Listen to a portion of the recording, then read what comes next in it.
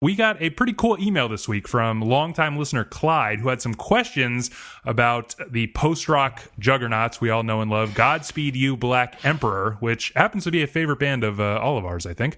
By the way, thanks a lot for writing, Clyde. Remember, you too can email us at metaforkmusic@gmail.com. So Clyde had 3 questions. His first one was, what is your favorite / the best Godspeed album? Contentious. 2, do you think their last record, which was Asunder, Sweet, and Other Distress from 2015, held up with the rest of their discography? And 3, does Silver Mount Zion have any worthwhile releases that hold up to the best in their discography? So I think we should answer these in reverse order. Dan is the resident Godspeed fanatic expert here. So, Dan, I know that you basically love, like, totally standout fanboy on basically every Godspeed side project or anything related to them at all. But do you really think that any Silver Mount Zion or otherwise compares to the best Godspeed stuff? Yeah, the Silver Mount Zion Memorial Orchestra, as they're now called, they've got some great records that I think just get criminally overrated and criminally compared to Godspeed. The first 2 records, He Has Left Us Alone, but Shafts of Light Sometimes Grace the Corner of Our Rooms, and Born into Trouble, The Sparks Fly Upward. Those 2 are kind of Godspeedy. They got that post-rock feel to them. But then after that, they become like their own band. A slight misstep with the next record, This Is Our Punk Rock. But then Horses in the Sky from 2005, that is like a phenomenal record. It really sounds nothing like Godspeed. I mean, there's singing constantly, but it's still got like a weird, experimental, post-rocky feel to it. But it's unlike any other band going, and I think for that it's great. And basically all their records are great, and especially the last one, 2014's Fuck Off, Get Free, We Pour Light on Everything. They're really good at naming things too.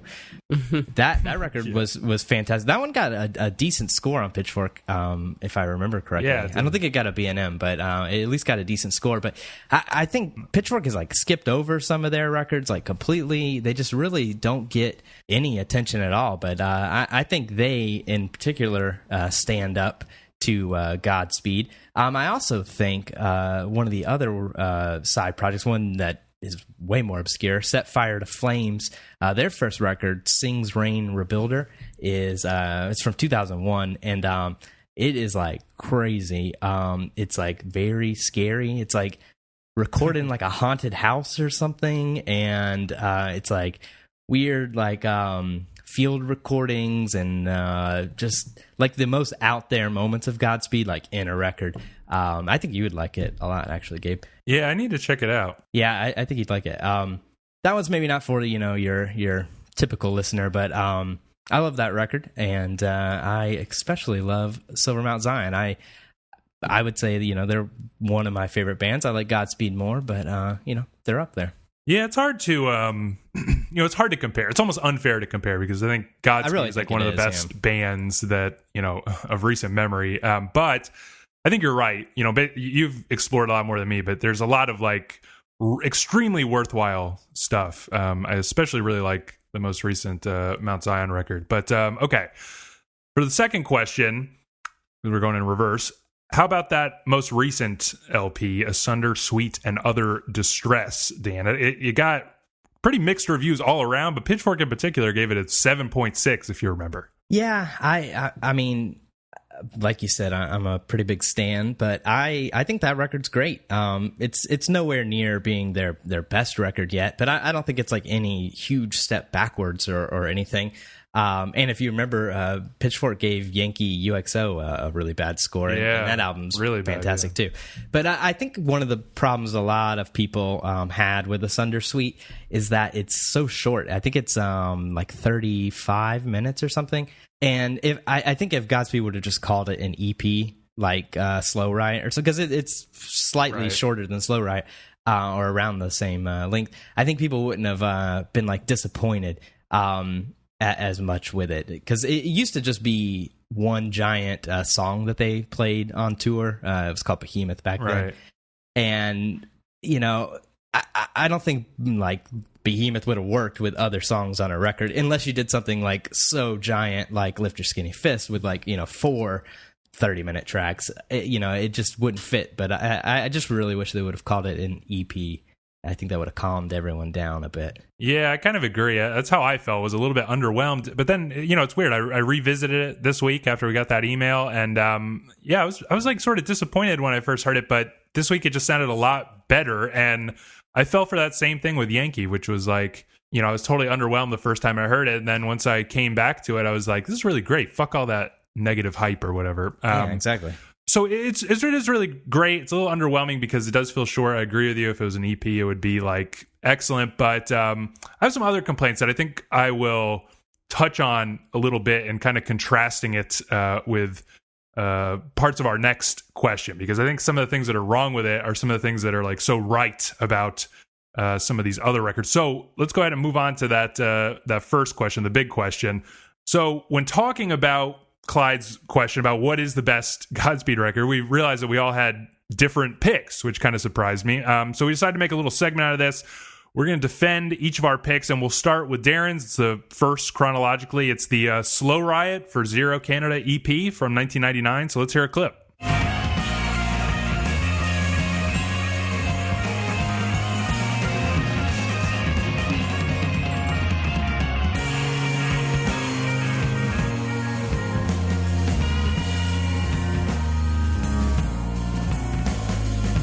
Yeah, so I picked Slow Riot, and I think I'm probably the one at the most disadvantage here because it's the shortest of the out of your two picks, and I think it's the easiest argument is like, well, it's just not, there's not enough Godspeed here, but and don't get me wrong, I love the other Godspeed records that I've listened to and obsessed over, but the one I guess.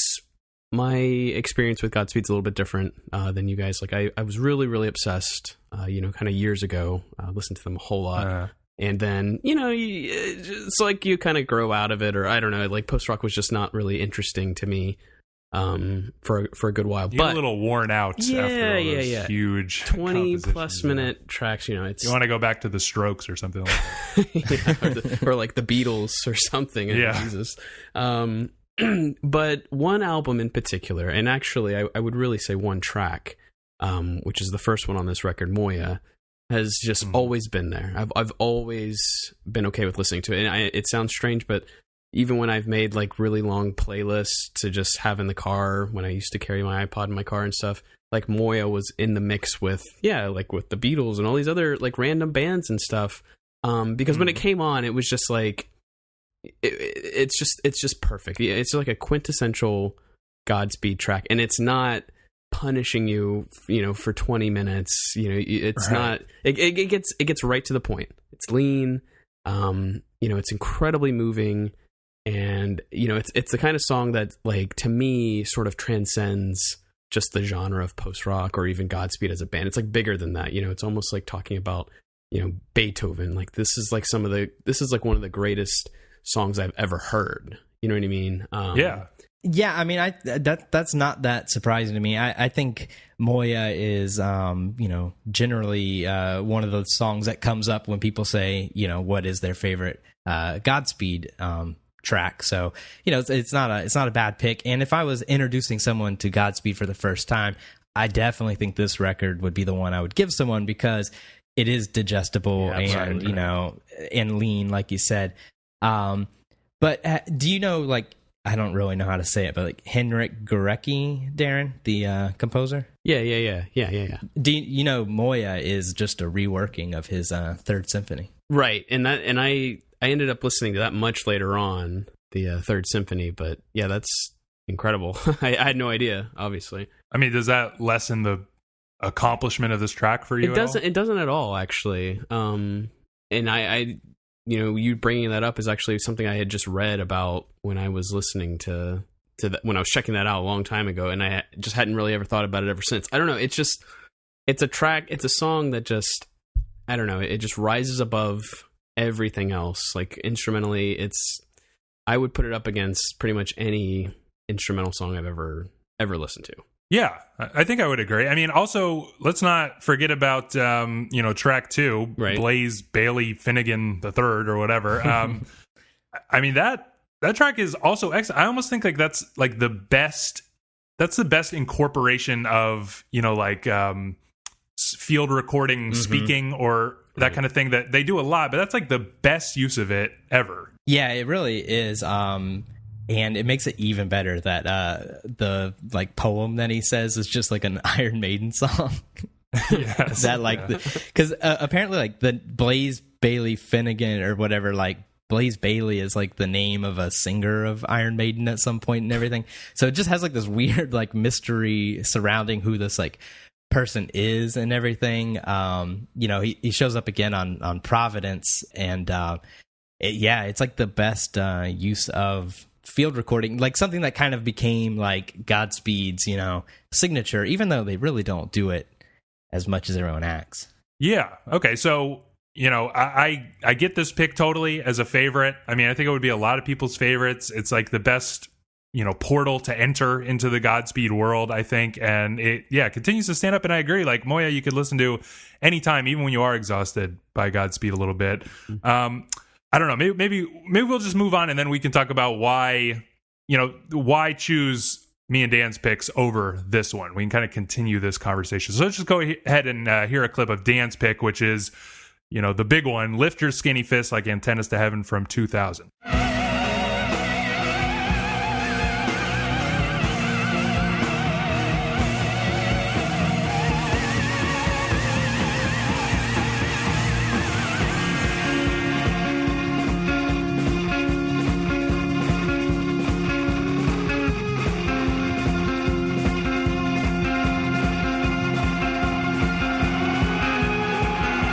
My pick is Lift Your Skinny Fist Like Antennas to Heaven. This is Godspeed's second full-length record from 2000. Came out the day after my birthday, actually. This one is this is their juggernaut record. This one, it's a double album, just 4 giant pieces made up of smaller pieces. And, this one's got the big hits, if you will, on it, I mean, all 4 of them are fantastic. Storm, the whole Gathering Storm section, the second part on it, that's like a staple of, their live show, and just like a great song. Static, Chart 3, World Police Friendly Fire, another staple of the live show. And then we get Sleep, which is one of my favorite songs ever. It might be like my second favorite song ever made. It's after what? Visions of Johanna from Bob Dylan, of course. A little sentimental. Well, yeah, a little bit. But that track is just like so. I don't want to sound like lame and stuff, but it's like very moving and everything. I'm not a person to have many feelings, but it's just like.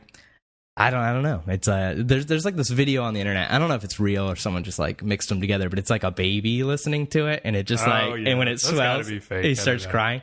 Like, and I don't know. I've seen a bunch of different versions. I don't know if it's fake. It's probably not. But speaking of those field recordings, the one at the beginning of this is like my favorite. Just this old man talking about being lost on the beach and how they used to sleep on the beach, but not anymore. They don't sleep anymore on the beach.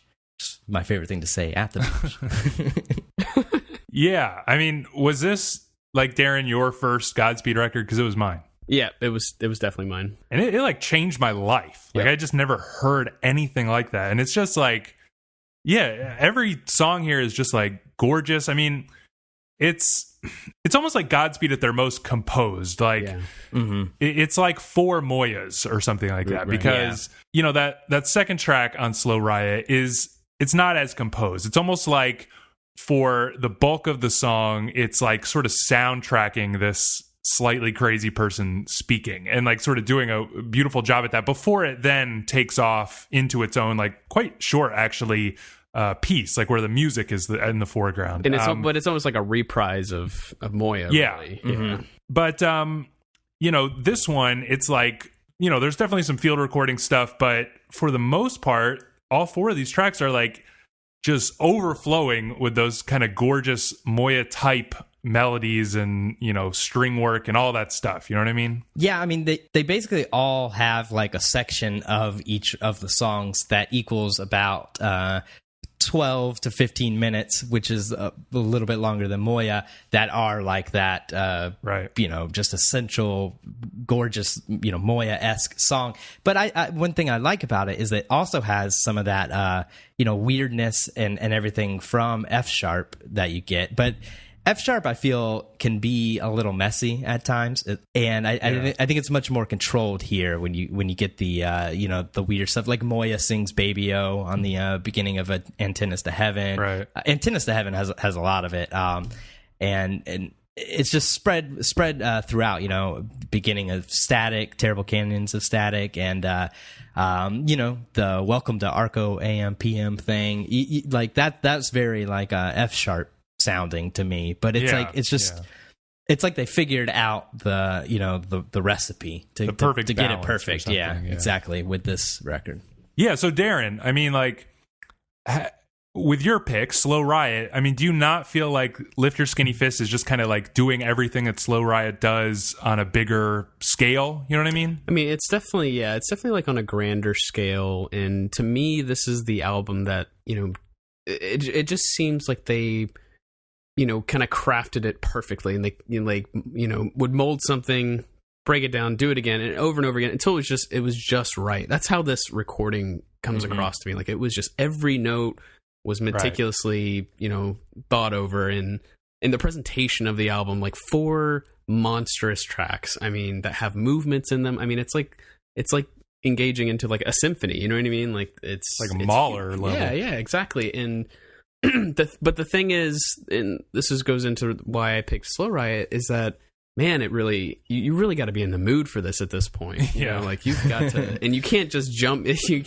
in like, oh, I'll just jump in 10 minutes into sleep and, you know, play the rest of the record. Exactly. It doesn't work that way. You've got to start with the first track, and you better be ready to just, you know, sit your ass down and but that's one of the reasons I like it so much, is I like that you got to give the investment for this. It's not the you know, not to be disparaging, but it's not the Beatles. You know, you can't just throw on a song for 3 minutes or easy something. Payoff or anything. Yeah, like this is a commitment. You know, if you're listening to this, you want to be listening to this. You know, it demands a lot of you, but it like will give you a lot. It's very rewarding, for sure. All right, so some of the things you guys just said are things I want to touch on my pick. So let's move on to that. Here's a clip from Allelujah, Don't Bend, Ascend, which came out in 2012.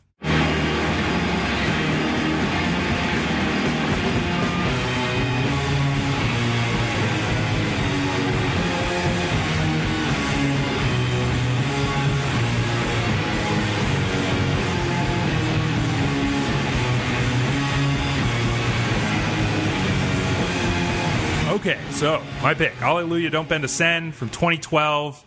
This was when Godspeed, like, out of nowhere, came back, like, after disappearing for 10 years. It just seemed to, like, happen overnight or something, and the whole world was freaking out. I was freaking out. Sure, you were freaking out, Dan? Yeah, they released this album in the middle of a tour. It might have been the first date of the tour, but just they started selling it at a show. And I remember reading, unbelievable. Yeah, I remember reading on 4chan Mew that this had happened, and you know, of course, that was before the show had even started. So it took like, you know, 2.5 hours for the show to end, and then people had to get home, and then someone had to rip it. And I remember just staying up all night and just constantly F5ing, downloading so many fake, just people changing the names on Skinny Fists and stuff, until, like, you know, finally weren't we on? We watched them on this tour, didn't we, Gabe? Yeah, that's when you guys went to DC. Saw them in Washington, D.C. And I saw them in Athens on the. But no, actually, this album came out in 2012. When we all saw them was 2010. Yeah, but that was when they were staging their comeback. So they started playing shows suddenly, and then, you know, we were like, okay, is this a nostalgia thing? And then all of a sudden we got the album. But okay, so about the album, why I picked it, I mean, it is like, I always think of this as like, I don't know, Godspeed's basement tapes or something. Like, it's so raw, and like it's dark and like it sounds like they're playing in a garage or something. Godspeed has always been about, and this is like what Slow Riot and especially Lift Your Skinny Fists are, is like these musicians are making like, music on a cosmic scale somehow. Like they're just making like the hugest, grandest things. Like the strings are just like lush and, crescendos like in the biggest way. I love that. But then this record is like just raw and gritty, and it's not so meticulous. When you listen to like the first track, however you say it, melodic or whatever, it's kind of punk-ish. Like, there are all these like downstrum guitars. It just doesn't sound like, it sounds like the drums are, there's some reckless abandon to them. There's some like reckless abandon to every track here, like where it's got this fast, loose energy about it. It's like, seriously, like the greatest garage band you've ever heard or something. It's like, you don't get to hear the sort of like punk elements of Godspeed that you can feel in their kind of aesthetic, but this is like where it's really coming out. And I don't know. I get sentimental about this record too, because it came out like right when I had like moved out of the country for school, and I hadn't figured out how to torrent on the university Wi-Fi. So once Dan sorted that whole thing out, I made him send me a good rip he found. But it was like the first new record I got when I had moved, and I just listened to it obsessively all the time. And I was like kind of alone, like in this new place, and I was just kind of like walking around the streets of London listening to this record. I remember distinctly one moment when I went to see like the London Symphony Orchestra for the first time.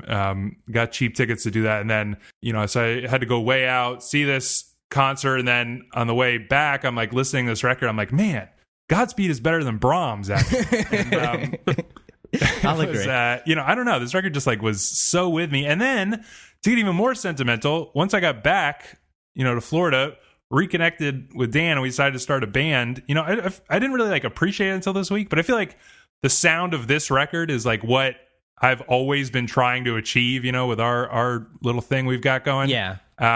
It's you know what I mean about like it sounding like it's like in a garage or something. Yeah, it really does. It has like a super raw thing, and it's funny that you compare it to punk rock, because Ephraim, which is like sort of the leader of Godspeed, he like doesn't like the term post rock. Of course, none of them do, but he refers to their genre as being punk rock, and one of the Silver Mount Zion records is even called this hard punk rock. But yeah, I mean it does have that like that just raw. It's so weird that like because it's like this 20-minute song that's like very like grandiose and stuff, but it's like at its core it's a garage rock song sort of. It's real weird, and it doesn't sound as grandiose as anything on Lift. You know what I mean? No. This doesn't sound anything like Lift Your Skinny Fist or really any of their earlier work. Even though it, these tracks, the two main tracks of this, Melodic and We Drift Like Worried Fire, they go way back. I used to be obsessed with like Godspeed live recordings. I've listened to way too many of those. And those two songs used to be called Albanian and Gamelin. And they started playing those like all the way back in like 2003-ish.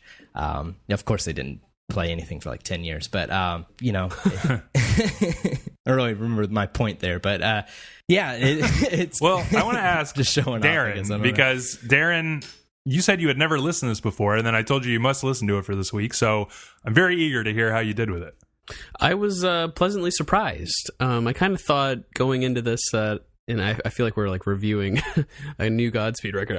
I felt like it was going to be a lot of rehashing. I don't know, like a band just disappears, comes back. We've seen it before, but surprisingly, they sounded like young and fresh and like full of ideas for some reason. And I totally agree with the whole garage sound that you're sort of going at. Like I think when you have something like Lift Your Skinny Fists in your catalog, I think anything you do after that just has to deviate, like you just can't try to repeat that. You can't go bigger. Yeah, you can't. Yeah, exactly. You can't go bigger. And so many bands try to do that. Like it almost sounds like this album should have somehow come out before Lift Your Skin. Like it should have like led up to Lift, but it didn't. And I thought it was great. Honestly, I was really surprised at how how good this sounds, I was almost interested in checking out their most recent record. Almost. Yeah, I mean, and that's what's interesting is like everything I love about this record is what sort of I felt like was missing from their most recent record, because that one is so, it's like the mystery is sort of sucked out of it, you know, and this whole like mysterious spookiness about Godspeed is like so crucial to them, but right. It's like everything is recorded like so clear and like up front, and you know, it's like the first track just starts with the drum beat, the main drum beat of the track, which is like quite, you know, shocking when you've listened to Godspeed. You know, like we got at least 5 minutes of like atmospheric buildup before we get there. You know, everything is very direct and in your face, whereas Allelujah, I mean, more than anything else, I think, just sounds like it's like this mysterious thing. Like there's this band playing in a basement, and you can just hear it like from across the street. You're like, what? Who is doing that? Right. And you know, so that's my main problem with that one. Although I think the composition, that Behemoth, you know, track is like just as good as anything they've ever done. But I also don't want to ignore, you know, I like that on these last two albums, they've like gotten more overtly droney. You know, both of these albums have these sort of drone interlude tracks. It's like instead of field recordings, you know? And God, they make some like dynamic, just amazing drones. Yeah, I mean, they do. And they have for a long time, and I think it's something that got overlooked. They've always started, or at least for a really long time, have started shows with something that's called Hope Drone, and it's like the like the raddest drone. You know, it's up there with the ones on this and Asunder Suite and stuff, but it's just never been recorded or anything. But yeah, they're great at it, and I love the like. Juxtaposition of like these, you know, the two main songs are pretty like rockin' on here, you know, for Godspeed 20-minute long, you know, way, but and then to have these like you know, little interludes kind of break it up are really nice. And in fact, it's like actually much better in like the CD version, because the record is like split between the two big songs on a 12-inch and the two drones on a 7. So unless you switch it all, you know, and do it in the correct order, you know, you don't get that same track listing, and it just doesn't hold up as well. All right. Well, we could probably gush about Godspeed all night. So that, you know, there you go, Clyde. That's the answer to our question. Kind of a non-answer. 3 best albums. They're actually just one of the best bands ever. Just listen to all. Yeah. You know, you got it. Their discography is only, you know, 9 hours or so. Like 4 songs.